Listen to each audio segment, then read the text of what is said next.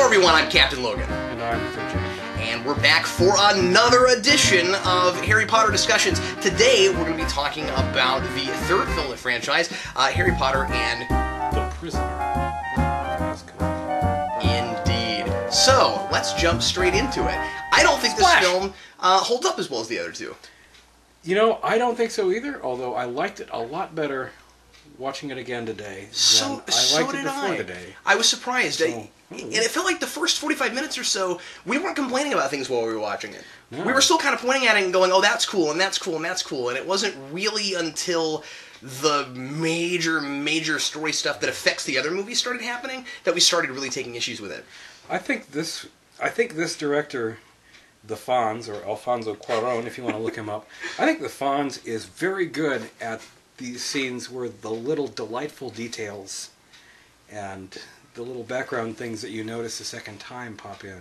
I think he does that a lot better than he does, you know, the part where the story is actually happening and events matter. So you don't think he's as good at linear storytelling?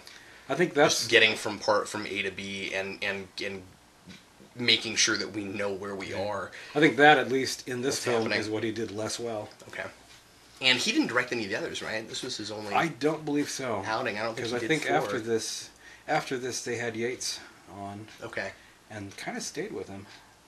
I don't remember. Was Yates 4 also? I thought somebody else did 4. It might be. But I'll have to look it up. We'll have to research that and get back to you. But in the meantime, when we do 4, we're pretty sure that, at any rate, it wasn't the Fonz.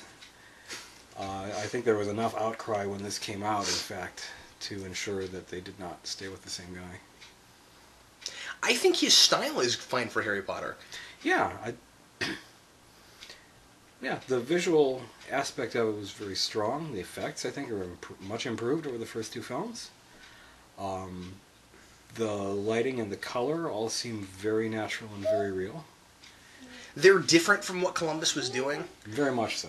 But, I mean, that's okay. You have to expect that to a point. It didn't feel obtrusive. You know, it didn't feel like oh, I'm a different director, so I have to do this, like, super different.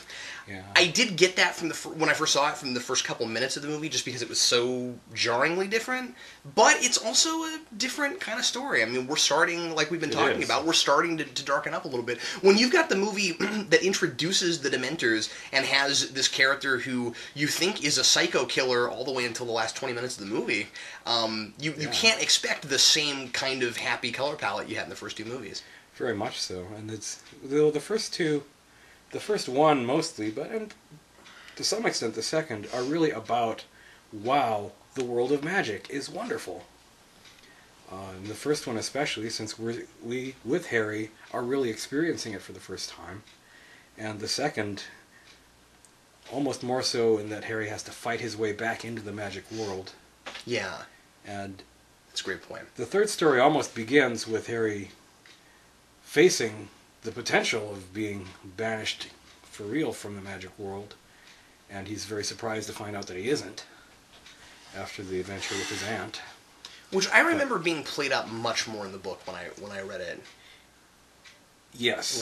Long ago. It really comes off somewhat in the movie like Harry going, oh no, I'm gonna get kicked out, and then Fudge just kind of being like, nope, that's not gonna happen. You're okay. Yeah. And it's very slap on the wrist. And I don't remember feeling that as much in the book. It seemed more in the book like it wouldn't have been a slap on the wrist if it weren't for these special circumstances. Right.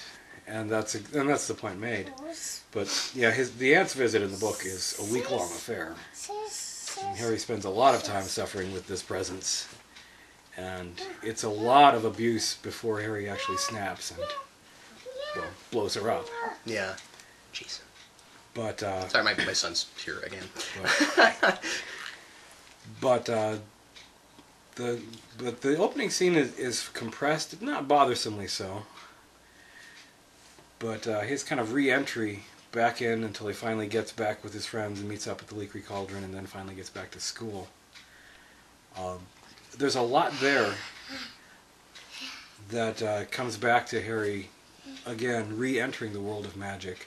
I think there's still a sense in which the third story is told from a perspective of, we have to make sure that a person who skipped the first two is not completely lost. Right. The trouble with that, when I was... This is the last film that does that.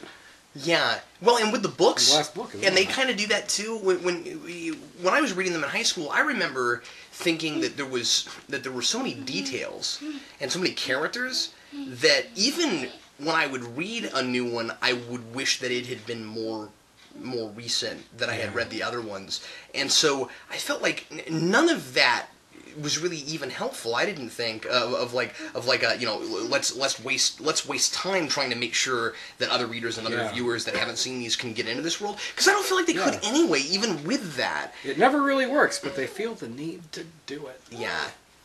But the good news is that that's less and less each film, and by the fourth film, which starts very much in media res, and from there on out, we won't have these kind of in case you missed. Last time on Harry Potter. Yeah, in our last exciting episode. Yeah, the first hunk of this film is just full of these delights, and maybe they dawdled there, but it was not an objectionable sort of dawdling, unless we're going to lose lots of important stuff in the story later on because we've got to keep the film from being 4 hours. Yeah. Except that actually happens, and there's the problem. Yeah, that's absolutely right. It's a tough thing, because you can't, and I've always thought this, because these movies are for kids and for adults, you really can't expect them to be 3 hours to 4 hours long. No. And I completely understand why they're not. Having said that, there were a number of places in this film in particular where I felt, especially with you sitting next to me, reminding me about stuff in the book. Yeah. That's missing. Where Jason, say hi. Hey. There were places where I felt, well, now why isn't this exposition here? Yeah. Why isn't this explained? Because there would be bits, and we'll get into them, there would be bits that were there because they were in the book and because they felt like they were part of the story and that they needed to be there, except that you didn't really completely 100% understand what they were doing there because the explanation of what they were about isn't there. And so I feel like with the third one, maybe more than any of them, or at least more than the ones of the books that I read, I feel like you can't enjoy it as much if you haven't read the book. Yes. I really don't think that you can. The third is of all the movies, the third is the one that... Or perhaps you can, but you'll be a little more lost. ...frustrated me in what they chose to cut out. Because, and always you're going to have to cut things out to get a film down to length. Books are longer than movies, that's how they are, it's a fact of life. But, and what's objectionable is not that they cut things, but the choices they make between what to cut, what to keep, and then when to add in some more stuff that wasn't in the source material, just for the sake of it. Yeah, because... Like little shrunken heads. Because it's hard not to, although that felt less prominent than it did to me when I first saw it, just because I'd read the book and I went, oh, what's this doing here? I don't remember this. But what's most objectionable to me is explanations. Yeah. Missing of things that are still there. The biggest being, why do these 4 men all turn into animals? Yes. They all do it. It's there, but the explanation as to why is completely dismissed. And the backstory that links them is kind of the core of the third book, as Harry learns about his father's life at school and his friends, and their relationship with Snape. So much groundwork is laid for the relationships between the adults surviving from that group of young students 50 years ago. Not 50 years ago, but many years ago. Yeah. That leaves the relationships between them unexplained. There's never in the film a hint of just why Snape should hate Lupin as much as he clearly does. There's little... And then by extension the Potters, right? And by extension the Potters, which was one of the things that really begins to be explored in the third book through the recollections of that time that Lupin and Sirius are able to provide to Harry when they have a chance to talk for the first time. And, even Snape's hatred of Sirius, which is presented in the film, to my eye at least, as it should be, as a hostility that's deeper and has a lot more subtext than how anybody in the wizarding world might feel about an escaped convicted mass murderer. There's obviously, from the scenes they share, a very personal undercurrent in that relationship, which there is, really.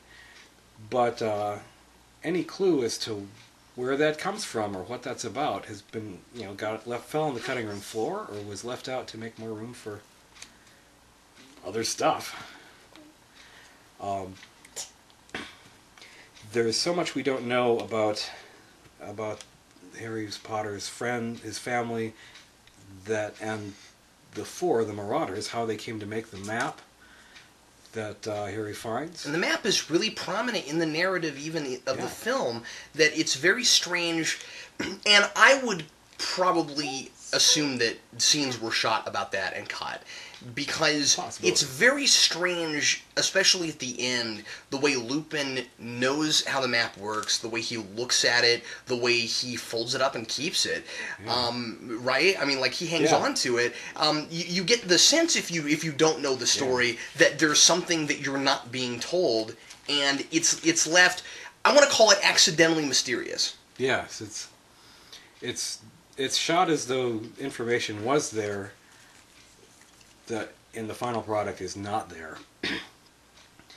And and if I remember correctly, because I have seen the deleted scenes from this movie, but not recently, I confess, at least the deleted scenes that were finished and released didn't cover that. Don't even cover that. Huh. And what's also strange about it to me is the sheer number of scenes with Lupin and Harry in a room or outside by themselves. Yeah. And we don't get that. Now, to be fair, I don't think that you could realistically expect any of that background about the four of them and about the idea that you were sharing with me that I didn't remember, that the other three all figured out how to transform into animals so that when he became a werewolf, they could help him stay away from humans and not kill anyone and give him company, which is all really really cool and interesting and I think really great friendship stuff. I don't think that you can give an audience any of that before you reveal that Lupin is a werewolf, of course. That's not. And that's not really revealed until the third act, so... Although some amount of groundwork for that information can be planted, Absolutely it can, sure. There's always an argument that in converting a book to a movie, you've got to sacrifice talk to make room for action. But apart from the fact that I simply don't buy that, having seen these, I think this is an example of where too much information was cut to make room for what exactly? It's very simple from a story perspective. Anything that is presented must be presented in a logical way. We, the audience, must understand why it's there. Yeah. It's simple. Explicitly, we must be able to tell whether it's from visuals or whether it's from spoken exposition. Hopefully done in a natural way. We must know why these things are there. I thought that was done really well in some places, and with this particular example, really not done very well at all. Why is the Patronus at the end in the shape of a stag? I don't know. Right. Why? You know. That turns out to be a plot point. You know, but I don't. But for the whole because it's not in the movie. And they threw that away. The map is signed by Messrs. Mooney, Wormtail, Padfoot, and Prongs, and Harry reads this aloud when Snape catches him with the map. Harry reads this aloud when the Weasley brothers give it to him. And nowhere in the film do we find out who those people are. Yeah, I mean... Nowhere are we really even told, hey, that is Lupin and Sirius and James and Pettigrew, the rat. If you were really, really, really paying attention, those names clearly go with those people. Yeah, once you think about it. But the problem with that is you don't know when it comes up how important it is. Exactly. And so you can't expect, even on a second or third viewing, to necessarily make those connections. And I don't think it's difficult to give that in an explicit way. I really don't. They could have done that. The nicknames of Wormtail and Padfoot, in fact, come up in the subsequent movies. Yeah. And in their trimming and cutting, they've cut away any chance of telling us why, unless we happen to read the book. It really does, I think, feel like a movie that that is made for the people who read the book. And because it's logic, and I'm not saying that they meant to do this, I'm saying that just taking the movie on its own, the logic that it seems to run with is that this movie requires supplementary reading. Yeah. Having read the book, you came here wanting to see this, this, and this. Yeah, and so we showed it to you, yeah. And that ties to, well, I think the biggest flaw for me in this movie which is the gigantic pacing problem with the time travel at the end? Of the position of the climax and the time travel sequence. The book reaches its denouement with Harry and Hermione and Remus and Sirius in the shack, and then Snape, and they battle, and they fight, and then Lupin transforms, and then everything kind of falls to bits, and Pettigrew gets away. And then there's about one chapter of Dumbledore planning the idea for Hermione to use her time turner to go back 3 hours and work it and basically set Sirius free without getting caught, and also the Hippogriff Buckbeak. That's maybe 5 or 6% of the reading time of the whole book. And it's about 30 or 40% of the viewing time of this movie. With a very exciting part, and the events build up to a clear climax, to my eye, in that scene leading up to them finally getting brought back to the hospital and Sirius being arrested. They fought the Dementors at the lake and gotten subdued, and Harry was somehow saved. They've done all of that. And we're still only 2/3 of the way into the movie. And then the time travel, and we're going to live through all of that again. Yeah, the problem with it is that it's treated, and it's weird because if you're paying attention, it isn't this at all. But when Dumbledore confronts them and doesn't really tell them anything, but tells Hermione everything with his just with a couple words, which is like he does. Yeah. When that all happens, it's treated as though the real climax hasn't happened yet. Yeah. We created some problems with what we just did, and somebody's got to go back and fix it, and that this is actually going to fix everything. And the problem is that if we've been paying attention, we already know what's been fixed, and all the last few minutes of the movie do is tell you how all those things happen, and it almost treats itself like we're being really clever now because we're going to show you how all these things happen. Now, to be fair, that needs to be there, but not presented the way that it's presented. It needs to be there so that Harry realizes who did the Patronus. That's important.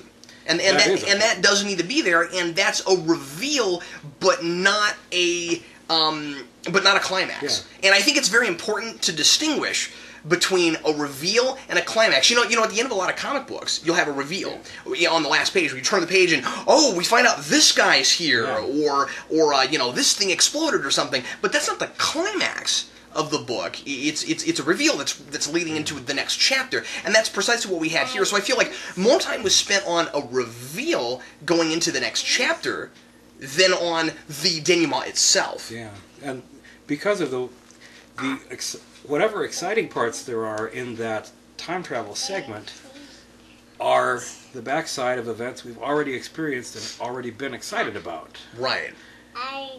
And the things in the time travel part that are actually new information are information, but they're not all that exciting. So the effect is to create this very long anticlimactic ending, or almost a superfluous third act dramatically. Which it always feels to me to have been stretched out, as though they added things in. Well, they did add things in to make that even longer compared to the rest of the movie, which is so very compressed. And if I criticize, it is that by compressing the first segment of the movie and drawing out this final segment with the time travel, they've, in addition to leaving out so much information we really kind of need to make any sense of what we're seeing, they've really made a serious damage to the pacing and the dramatic arc of the movie.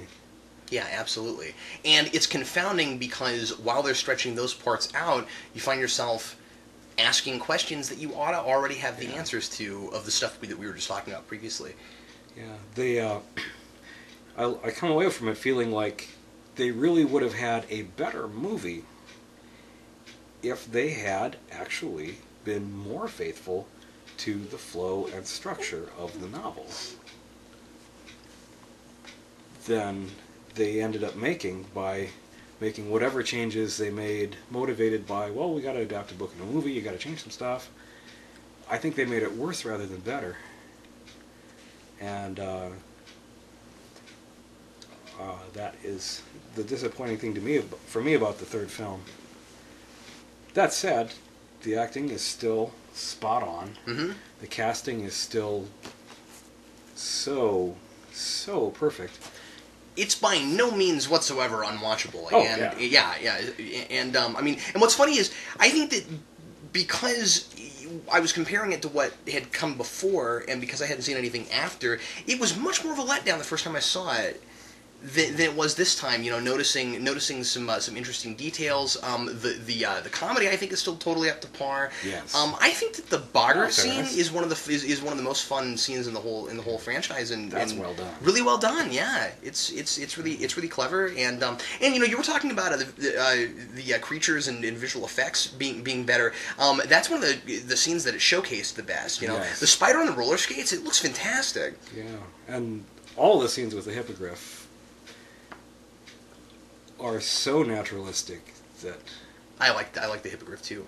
I mean, we know, of course, that this is all done with computers, but just watching that, it is actually possible to forget sometimes. It is, yeah. That that there is not, in fact, an eagle-headed, horse-bodied, lion-footed, chicken-legged creature on set. Yeah, its movements are so natural and animalistic. It's far cry very, from very our well complaints done. about the basilisk, I'd say. Oh, yes. Not that it's easy to make a snake look good in the first place, but then again, it can't be easy to make a eagle-headed, horse-bodied, lion-legged, chicken-armed thing look good either. Yeah. That's why I'm comfortable giving it so much props for it. I think it's fantastic. Spectacular. I think that the casting is still spot on of all the new characters. Lupin's great, and Shout out to David Thewlis. And I always like Oldman. Yeah. But he was totally the right casting for this, for Sirius Black. I mean, the only thing I wish is that he could have somehow had more screen time. Not that Black isn't totally in the background through most of the novel, also. Right. Right. I mean, you don't. But because he has you don't to be, get to because meet you him don't until know. we meet him at the end in the shack. Right. And that's the climax. The Yeah, book it is is called The Prisoner of Azkaban. We meet the prisoner. That's the climax. And it's been the climax in the last two also. Yeah. You know, when we finally figure out what the Chamber of Secrets is, when we finally deal with the stone, those are always the climax, right? So far. So far. But when you're dealing with Black, the way, and we were discussing this while we were watching it, the way that he starts talking to Harry moments after we found out that he's not a psychotic murderer and that he's actually, a good guy and that he's Harry Potter's family even. Yeah. I mean, we already knew that he was his godfather, but now we find out that that's actually a good thing. Yeah.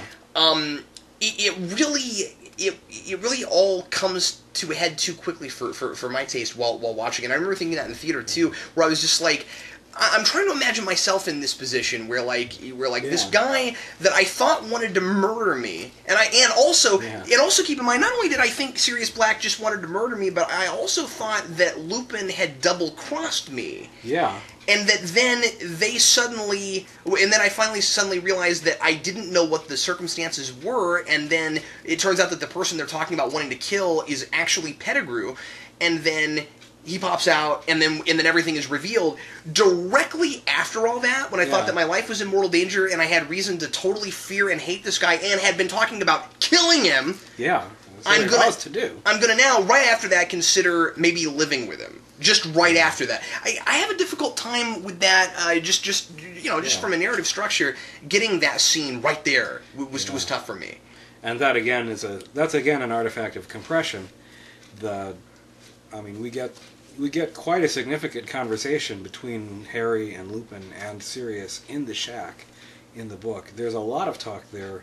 We get to see in writing Harry much more realistically come around from "this is the man who betrayed my parents, I will kill him," to "this is a family that I thought I never would be able to have." But the compressing out all the talky dialogue-y stuff really killed that personal transformation in Harry, which is a shame because it's an important one. Yeah. It's among that and Harry's decision to spare Wormtail are two of the most important character transforming moments for Harry Potter in the entire 7-volume arc. And you'd agree that they're a bit rushed. And they're very much rushed. Both of them are immensely consequential. Harry's relationship with Sirius is pretty important in the 4th book, is the life and soul of the 5th book, and the aftermath of that remains important. And Harry's having spared Peter Pettigrew's life becomes also very important further on into the events of the series. So those are two moments where Harry goes from a boy, innocent, well-meaning, but knowing nothing, to a man having made some of the most important moral choices that we can be called upon to make. And they got squeezed for what again? Yeah, and I think the difficulty is that I'm not sure that this might not be fair, but I'm not sure that the director realized how important this movie was for the franchise. I think he may not. Like, I'm not sure that in the grand scheme of the stories that it occurred to him. I think what happens sometimes is, especially when you take over something that somebody else has been working on, you're thinking about this one. Yeah. And I don't. I'm leaving my own personal stamp on it. Yeah, and I mean, I'm not sure that it was that selfish. Just so much as I'm not thinking ahead. I'm not looking at the greater whole and forgetting that I'm making something that isn't a greater whole. Because the thing about it is, Harry Potter is really different from a lot of other things, where it has a definitive ending that's already set, whereas most other movie franchises that have this many movies in them. Just keep going, and different people are writing them and deciding where they're going to go next. Those decisions have already been made outside of these people's hands. It's not like the James Bond movies. It's not like the Star Trek movies, where each one really is an independent thing, and it doesn't really matter so much what you do in this one to what's going to happen in the next one. Here, I think, too, there is just that element of what was it all for in the changing and rearranging that comes back to me. Because when I haven't seen this movie real recently, I can always tell people this film bugged me because the time travel sequence at the end seems much too long in proportion to the rest of the film. And it felt to me like it was drawn out deliberately. But I can never tell you why, what did they stretch it out with? Because I never remember what the extra stuff was that they hammered into there. And I watched it again, and oh yeah, and that's what was added, and that's what was added. And let's talk about almost been long enough now for me to have forgotten again. Well, let's talk about that. What was it again? What things that were added were the things that really bothered you outside of the time travel? Because we've talked about that. Just that with the time travel, it's just that there were places where they did things they didn't do in the book that weren't really necessary, where they were just acting clever. Like Harry and Hermione throwing rocks and that kinds of stuff. That was all. Yeah, things like that seemed to be there for this explicit purpose of drawing attention to, hey, we're messing with time. Look at us messing with time. Especially because while they're doing that, they're also talking about how not taboo, but like how dangerous that is, and how wizards don't do. And she even says wizards who mess around with time, bad things happen to them. Yeah. And so and they're careful, but they there still seems like an awful lot of gratuitous interaction between themselves and themselves, given how much emphasis they've just laid on how bad it is for them to interact with themselves. I wouldn't call it gratuitous. I would call it contrived. I think that it's played in such a way where it's pretending as if it is necessary. I think they're being really careful to try to dupe us into thinking that what they did was necessary, and I don't think that it was. I mean, Rowling was able to tell the story in the first place without the rock throwing, without Buckbeak being involved in saving Harry and Hermione from Lupin's attack in the woods. Yeah, good point. Or, for that matter, from Hermione calling to the werewolf from the woods. I think that, too, was an addition. What we couldn't figure out, too, was like how... One second. Pause.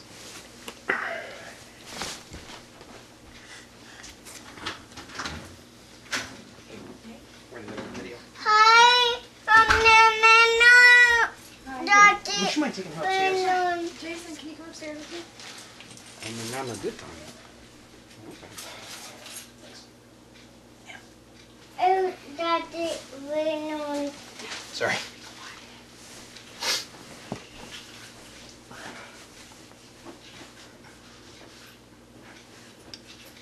Just a second. What were we talking about again? Oh, I got it. We're on the third film, right? Yeah, yes.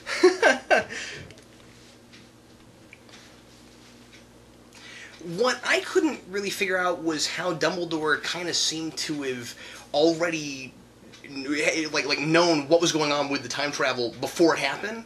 Yeah. Dumbledore's careful conversation with the Minister of Magic and the Executioner on the way into and out of Hagrid's hut almost look as though Dumbledore had in fact planned to create this opportunity for Harry and Hermione to use a time tourney and slip back here and set Buckbeak free. I just find that really hard to believe. Oh.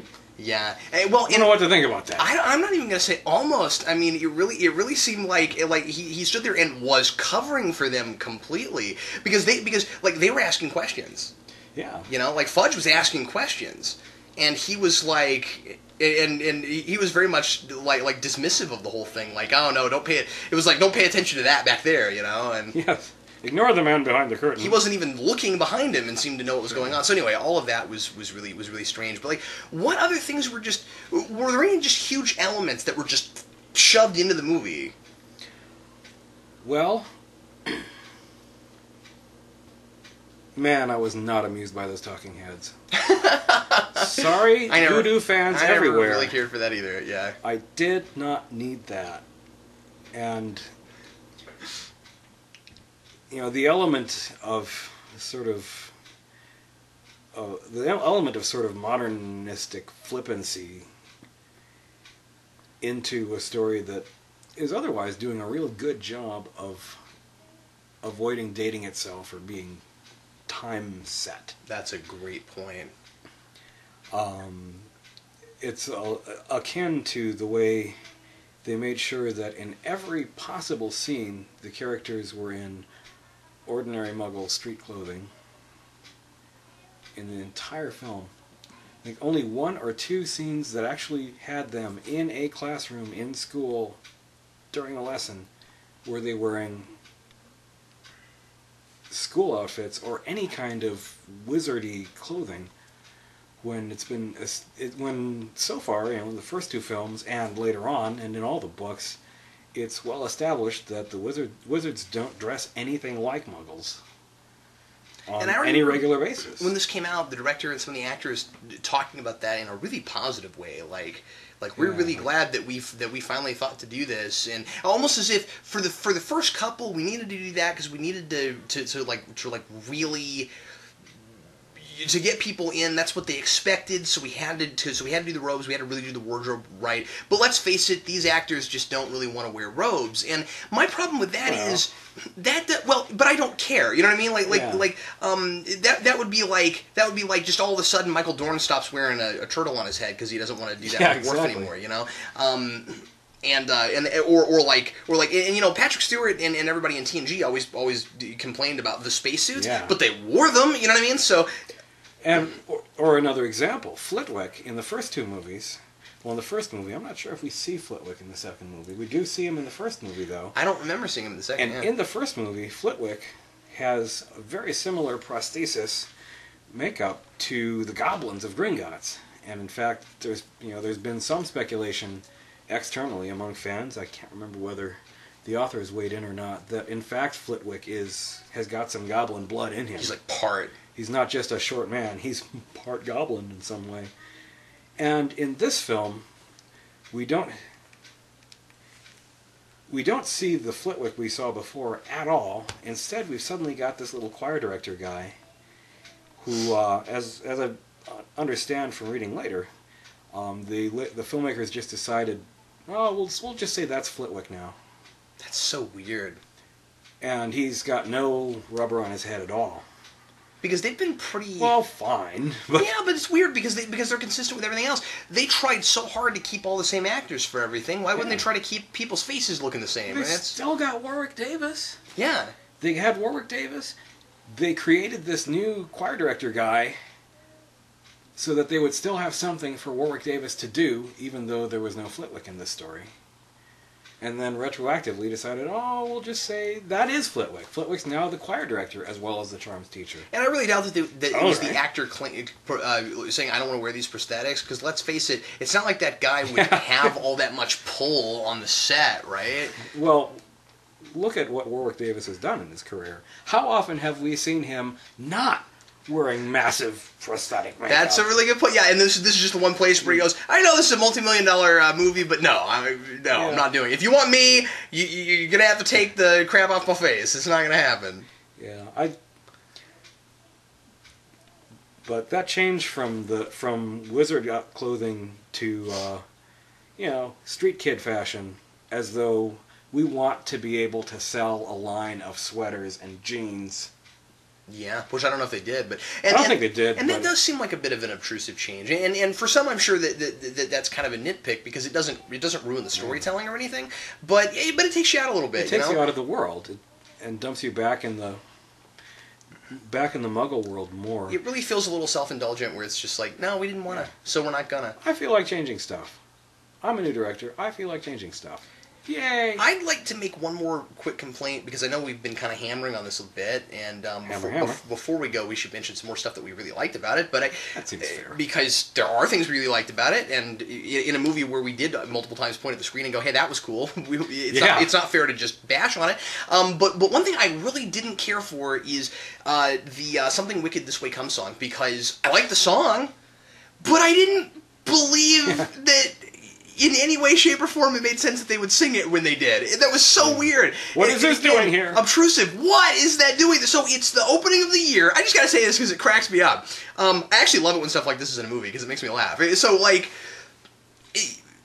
we're at the beginning of the school year, and it's the feast thing they always do. It's the beginning of the year. Well, it's not even a feast, is it? It's just the... Oh yeah, no, there is a feast. Is it a feast? Okay. And it's just kind of, their version of an opening assembly, right? And so then they open it with the choir sings the song before Dumbledore even begins to say anything. It's what opens it. It's akin to the national anthem. It opens the whole thing, and they're singing "Something Wicked This Way Come." What? That's Shakespeare. Now I forget. Do they? So they know Sirius Black is loose, even at this point already. Yes, the whole wizarding world knows Sirius Black is on the loose. Is it? Except Harry. Is it just supposed to be an amusing irony sort of thing? Is it supposed to be in this world people are just complacent enough that they'll just sing about all the terrible things that are happening and they don't mind that?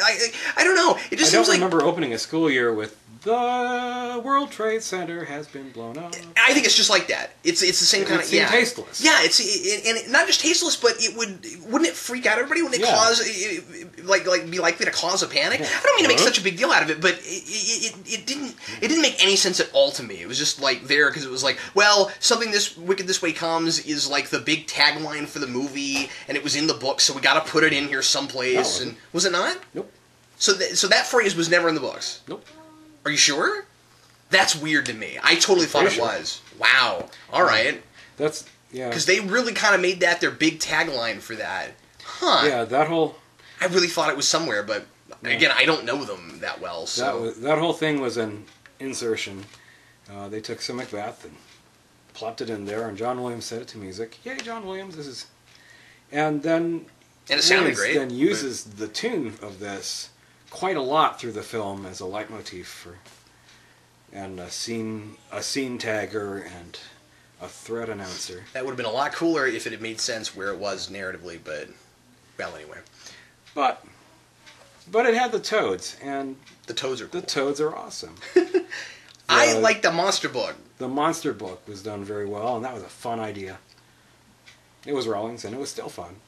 I loved the Leaky Cauldron scene with all of the little practical day-to-day magic that you get to see, like the guy stirring his tea without touching the spoon, or the chairs putting themselves up on the table, bottles pouring themselves and things like that, or the maid witch knocking on the door and getting blasted at and says, "I'll come back later." Oh, yeah. So many really, really delightful little snippets of the fact that the magical world is the ordinary day-to-day world for the people we're talking about in this story. And I'm glad with some of the things we felt like we lost, we didn't lose that sense of nuance. Yes. That's something they continued to be very, very good about. And that kind of thing helps a film so much because it helps keep you in the world. Yeah, it helps keep it grounded. And you got to keep us in the world if we're going to sit through this thing. Yeah, because as I always say, what's important is believability, not realism. We have to believe in what we're looking at, whether or not it is in the real world realistic. And the best thing you can do is for 2 hours make me think that things are possible that aren't. That's the point of doing something like this. And they did a fine job of that. Yep, absolutely. Still the great reactions and faces from all of the actors, especially the trio. Every one of these films, I get more impressed by those three as actors. Well, I think they're constantly improving as actors as they're getting older and started from a good place too. They're cutting their acting teeth working with people like Michael Gambon and Richard Harris and Robbie Coltrane and Alan Rickman. And Emma Thompson's in this one. And, oh, she's great. The whole, a whole generation of very, very fine character actors were right there with them. By the way, did you think that they did a decent, fair approximation of Trelawney? Yes. I liked her quite a bit. I really liked her bumping into things as she was talking about the site. I don't remember whether the book did as much with that, but just her possessing the site and tripping over her tables. Beautiful. I want to praise something that I don't know if you'll agree with or not. And this is maybe the last point I want to make. When you get to what you called the climax, one of the reasons that I'm disappointed that the movie continues to go for so much longer after that is because I think it's handled pretty well. I mean, like the actual climax, like the way Snape comes in, the exchanges between him and Lupin, yes, and that's really a good scene. And Black. The scene totally played the way it should have, I thought, and I didn't think that too much was cut out of it. And that's having not read the book in a long time, but at least for the sake of the film and the context of what I was watching, all of that was coming together nicely. I thought that it was very cleverly put together so that Harry didn't understand what was going on, and that we, from his perspective, were trying to grasp onto what's going on. What was so bothersome was that was done so competently. Yeah, that was so good. and then the movie kept going and kind of just kept discrediting that. And again, I don't mean to keep keep saying negative stuff, but like my point is the reason I disliked certain things is because that was done so well. Yes, that's what singles that moment out so much as to cause the shape to be the shape it is. But that's just a great scene. Yeah, and Gary Oldman and David Thewlis and Alan Rickman playing off each other like that. Well, and how much would you like to see more like Rickman and Oldman in the same room? You know? Oh yes. Like, just give them a movie together, dude. Like, I don't believe they've made one Fund together, it! but if they have, I want to see it because those two are needs amazing. to happen. Well, what did we miss that I haven't brought up that you were hoping to maybe talk about a bit? Michael Gambon is growing on me in this film. Oh yeah, I'm glad you brought that up. You know, it's always hard when you just switch out actors. We're talking Dumbledore for those of you who don't know. Yes, Dumbledore. It's always hard when you're switching out actors, especially when that switch was perforce due to real life circumstances. Richard Harris falling ill and dying. And Michael Gambon's Dumbledore, in this film at least, has so much spark and youthfulness in him that I really liked. He's quick on the uptake, and yet still never says all that he knows. So he's alert and aware of things in general. I think you can kind of see stuff going on in his head in a way that you didn't maybe as much the original. And I also noticed just this intensity in his face when he was talking, and that's more of what I envisioned with Dumbledore. Fire. He's got such an intense face, and again, I think that the previous would have had that had he been not as ill, but been stronger. And Dumbledore should be all fire. He's the Gryffindor par excellence. He is fire. And it's nice to see that. Well, he's compared a lot, when we're talking fantasy, obviously he's compared a lot to Gandalf, and that's not just because they're both tall wizard guys that have magic powers. I mean, they have similarity, again, their competent leadership. And competent leaders come off with an intensity. They're not... At least that particular personality type, yeah. And lest anyone complain at the comparison, let's face it. Just try to write an elderly, very powerful wizard who knows everything with a big long beard and is a leader, and not be influenced by Gandalf in any way. Yeah, I don't think you could. That character archetype, if it wasn't already set, Tolkien nailed it down. Yeah. And cemented it. I'm kind of glad that J.K. Rowling did not wreck the character by trying desperately to escape the archetype that is just there for us. And he doesn't in the books or even in the films, he doesn't feel like a generic version either. No. He's not just like kind of Gandalf, but like the B knockoff version. Exactly. Because we couldn't get Gandalf, you know what I mean? He doesn't feel like that. It's just he fits the archetype, but he's still his own man, you know. And somehow, I think those things are going together here. That because she felt free to let her elderly ancient wizard be the elderly ancient wizard with the long white beard, and be okay with that, Dumbledore ends up with a lot of individuality that he would not have been able to have, I don't think, if she had been more self-conscious about, I can't let him be too much like Gandalf.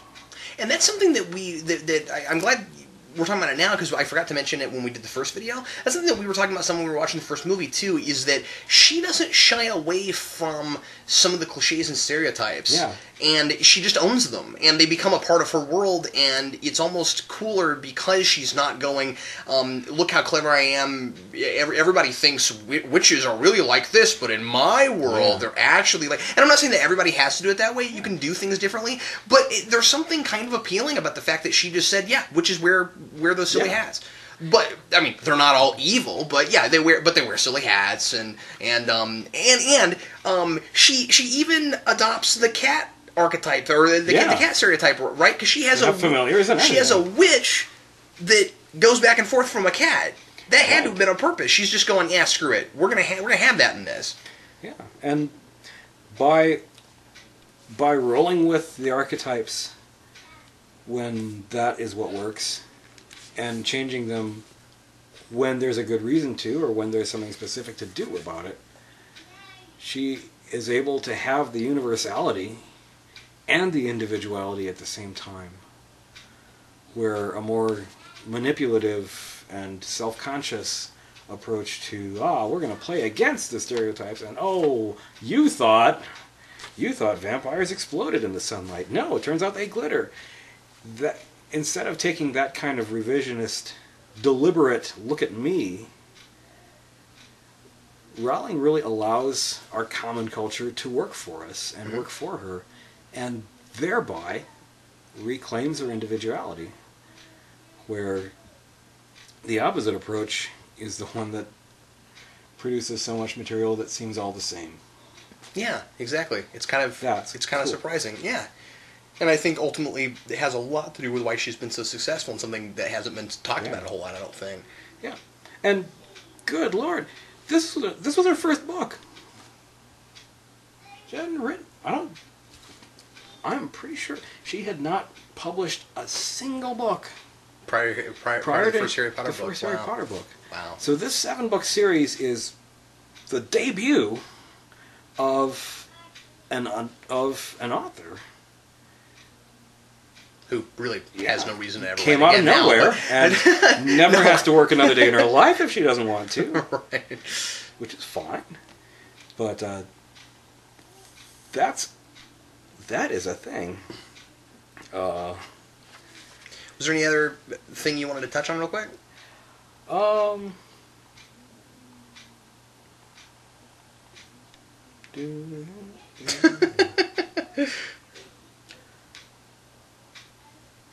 Why is there a giant dog head in the sky? Why is there a giant dog head in the sky, Jeff?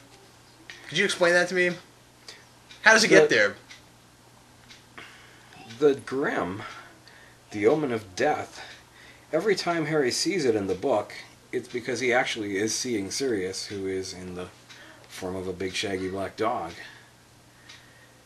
So in the book, there is nothing supernatural about the Grim in Harry's experience. It turns out that's because his godfather Sirius is following him and hoping to touch base with him, or came to the game to watch him play.